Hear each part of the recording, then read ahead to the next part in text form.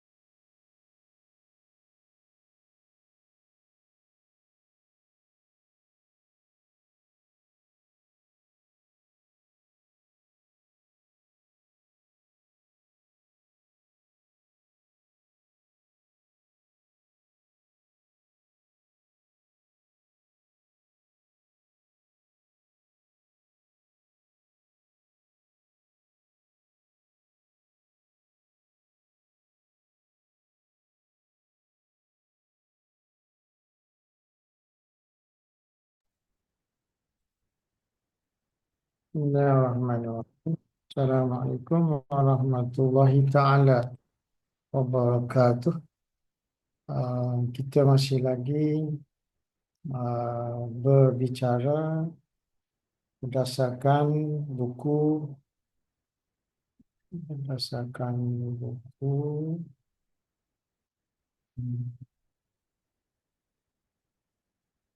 The Courage to Teach, keberanian untuk mengajar.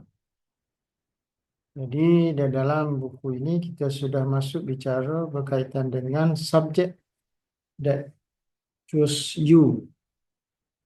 Bagaimana subjek memilih kita. Biasanya sebelum ini yang kita tahu bagaimana kita memilih subjek. Tapi pada kali ini kita akan berbicara bagaimana subjek yang memilih kita. Macam mana subjek boleh memilih kita? Maka mari kita tengok apa kata penulis. Yang pertama sekali ialah bina ilmu yang membentuk jiwa guru. Penulis dalam buku ini menjelaskan bahawa ramai guru tidak hanya memilih subjek untuk diajar, tetapi sebenarnya subjek itu juga memilih mereka. Pelik bunyi dia. Pasal pelik itu sebabnya macam mana boleh subjek yang memilih kita, sedangkan kita yang memilih subjek. Jadi penulis mengatakan sesuatu bidang ilmu memberi makna dalam kepada kehidupan, membantu seseorang memahami diri sendiri dan dunia sekeliling. Kalau kita mengajar subjek bahasa Melayu, maka bahasa Melayu itu akan membantu kita memahami diri kita.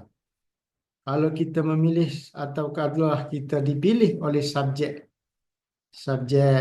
matematik, maka matematik itulah yang akan menjiwai diri kita.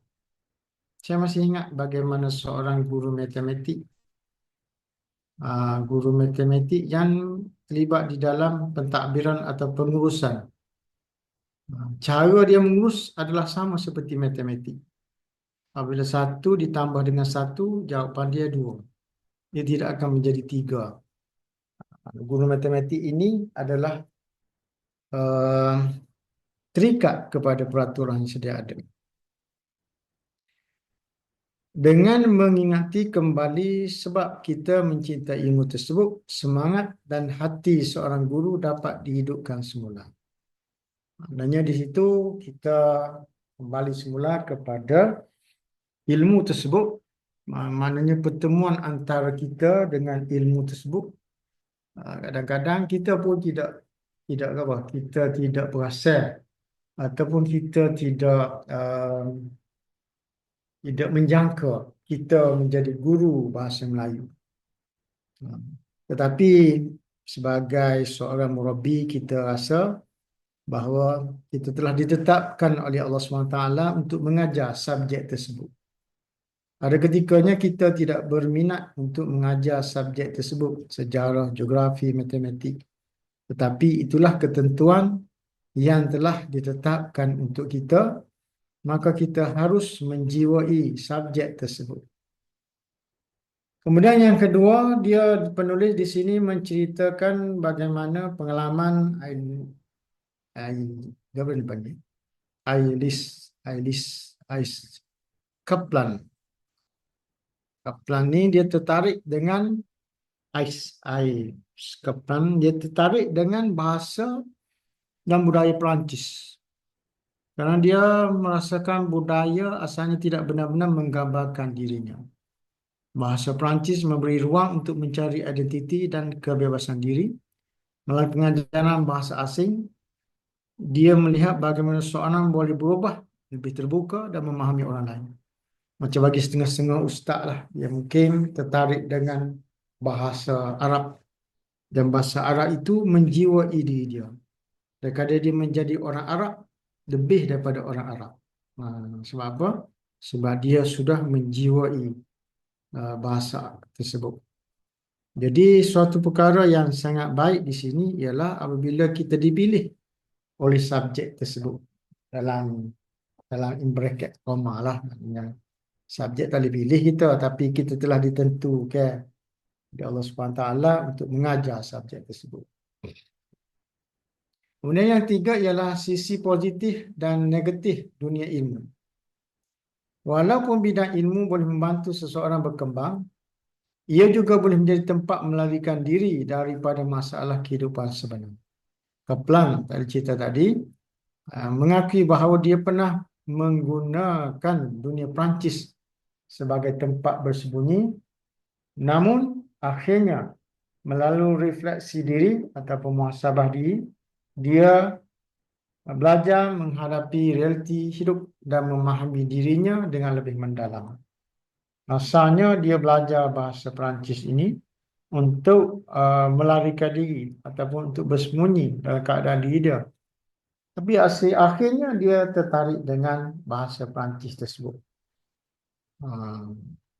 Jadi kadang-kadang kita tak suka kepada satu subjek, tapi bila kita mengajar subjek tersebut, kita rasa seronok. Biasanya keseronokan ini muncul apabila kita dapat menghayati perkara tersebut. Orang dulu kata tak kenal maka tak cinta. Mungkin sebelum kita mengenali, tidak ada rasa keseronokan, tidak ada rasa kegembiraan untuk mengajar subjek tersebut. Tetapi bila sudah ada rasa kenal, maka cinta itu akan datang. Yang khususnya yang keempat ialah pengaruh imajinasi sosial. Pengaruh imajinasi sosial. Penulis berkongsi pengalaman ketika belajar sosiologi melalui idea sociological imagination oleh C. Wright Mills. Idea ini mengajar bahawa dunia tidak boleh difahami hanya melalui apa yang nampak di luar, tetapi perlu dilihat melalui lensa tertentu. Ilmu sosiologi membantunya, ni penulis lah, siapa membantunya melihat pengaruh tersembunyi dalam masyarakat yang mempengaruhi kehidupan manusia. Kadang-kadang kita belajar melalui satu idea gambaran masyarakat. Dia ni kadang-kadang kita tidak boleh faham benda yang di luar, tetapi kita boleh melihat, memahaminya dengan keadaan-keadaan yang tertentu. Jadi kalau contoh lebih mudah, kalau kita nak memahami satu subjek,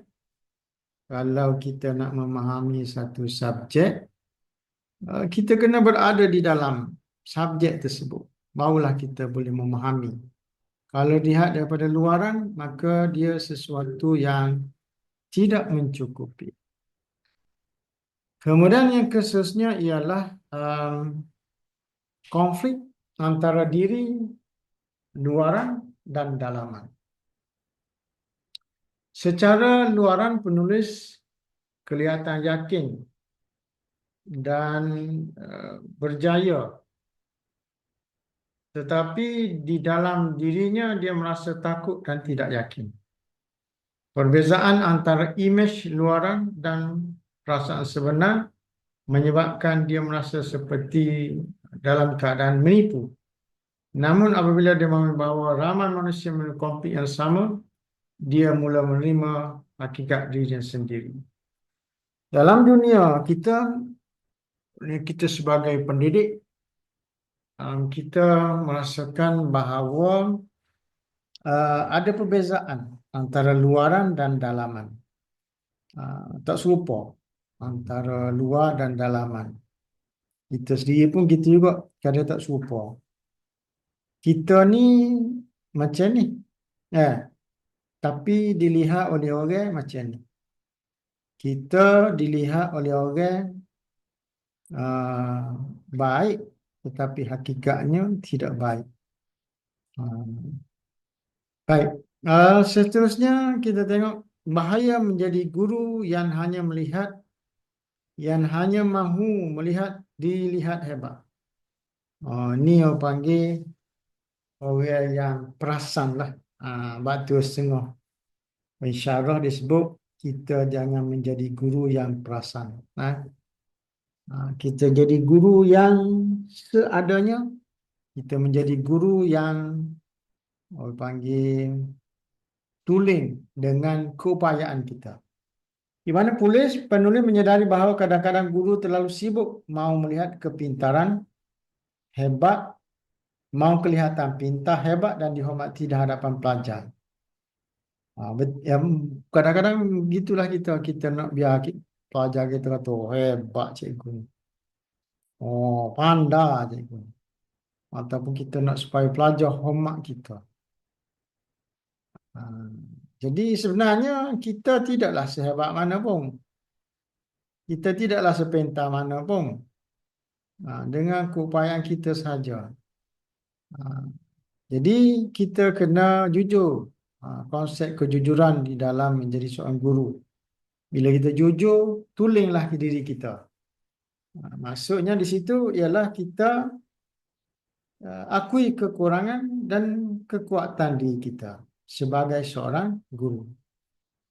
Kalau kita tak boleh, kita kena bagi tahulah tak boleh. Budak mari tanya kita tentang suatu isu, kita kata kita tidak ada jawapan. Nanti kita akan cari jawapan tu.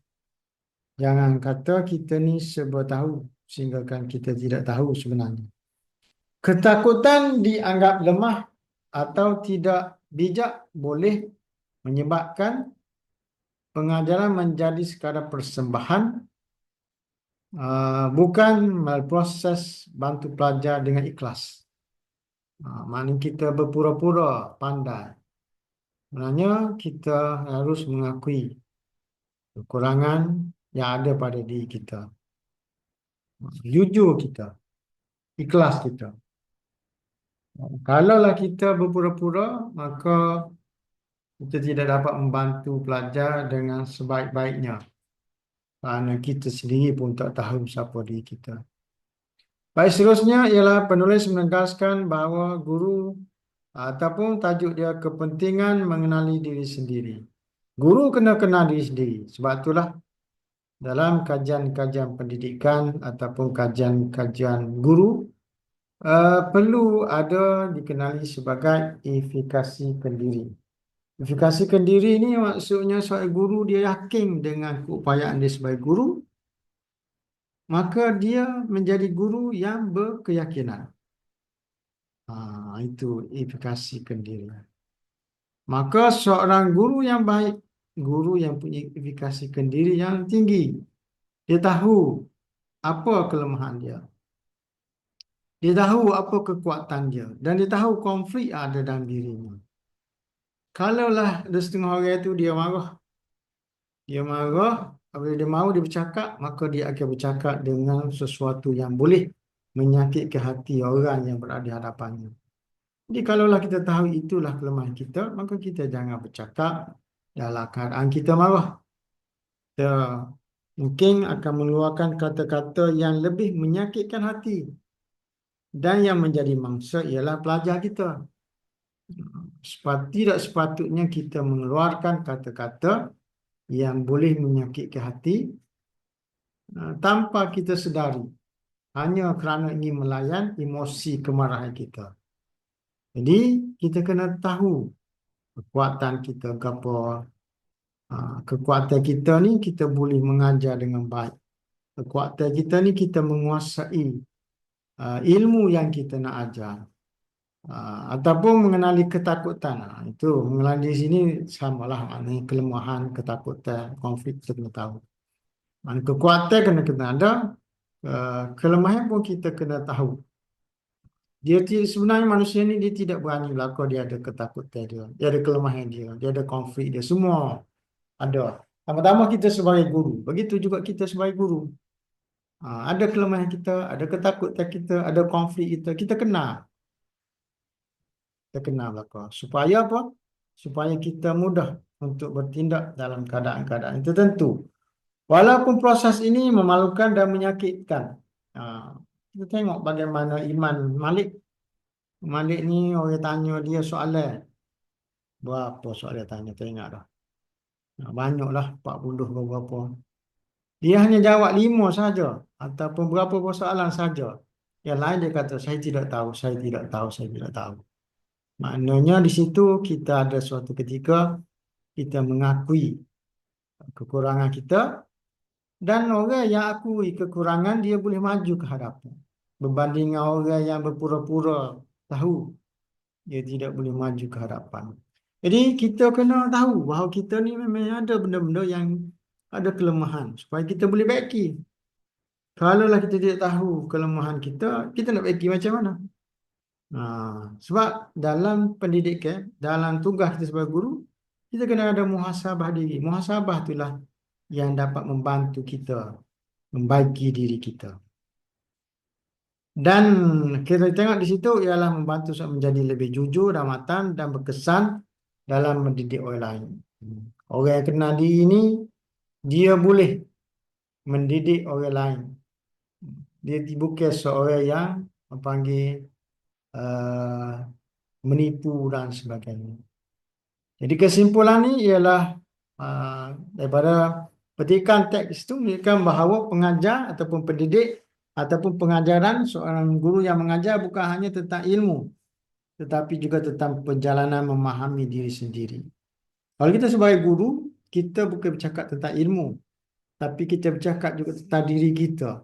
Kenapa aku jadi guru, bagaimana aku menjadi guru, bagaimana aku melaksanakan tugas sebagai guru.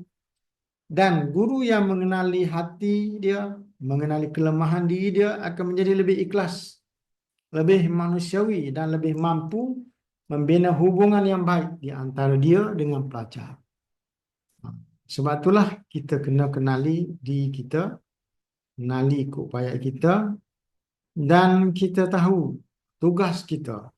Kalau kita tahu tugas kita ni tugas yang mulia, tugas kita yang akan boleh membantu kita, boleh memberi pahala kita, boleh mendekatkan diri kita dengan Allah SWT, maka kita menjadi seorang guru yang lebih bermakna. Itulah pentingnya kita sebagai guru mengenali diri kita dan mengenali kelemahan kita. Kita kena akui setiap manusia ni ada kekuatan dan ada kelemahan. Kekuatan tu kita bersyukur dengan kekuatan yang Allah beri pada kita. Kita menjadi guru yang cemerlang, kita bersyukur. Kita menjadi guru yang boleh menyelesaikan masalah pelajar, kita bersyukur. Dan sekiranya kita ada masalah, sekiranya kita ada kekurangan, maka kita belajar untuk mengatasi kekurangan tersebut. Kehidupan kita lebih positif dan kehidupan kita lebih bermakna apabila kita mengenali kekuatan dan kelemahan diri kita. Dan penting bagi seorang guru ialah selalu muhasabah. Walaupun lama dah kita mengajar, walaupun kita sudah ada pengalaman yang banyak, tapi kita harus terus muhasabah supaya hari ini lebih baik daripada kemarin. Jadi itulah lebih kurang pembicaraan kita atau perbincangan kita pada kali ini berkaitan dengan bagaimana subjek itu memilih kita. Panggil satu analogi lah. Subjek memilih kita. Padahal kita yang memilih subjek. Tapi oleh kerana kita bila kita berada di dalam subjek itu, subjek sejarahnya, subjek geografinya, subjek matematiknya, subjek bahasa Melayunya, maka dia menjadikan kita sebagai sebahagian daripada subjek itu. Contoh kalau guru bahasa Melayu, dia menghayati. Sebab itulah kalau kita menulis, kita tulis di apa? Dimakan, jauh. Dia tegur. Kalau kita tulis ianya, dia tegur. Salah ni. Pasal apa? Pasal dia sudah menjiwai uh, subjek yang dia ajar. Kita tulis sikit ya, dia boleh kesal selalu kesilapan kita. Begitulah dengan subjek-subjek yang lain. Jadi itulah saja bicara kita pada kali ini. Kita akan sambung di dalam bicara-bicara kita yang seterusnya. Semoga dapat manfaat. Sekianlah saja. Assalamualaikum warahmatullahi taala wabarakatuh.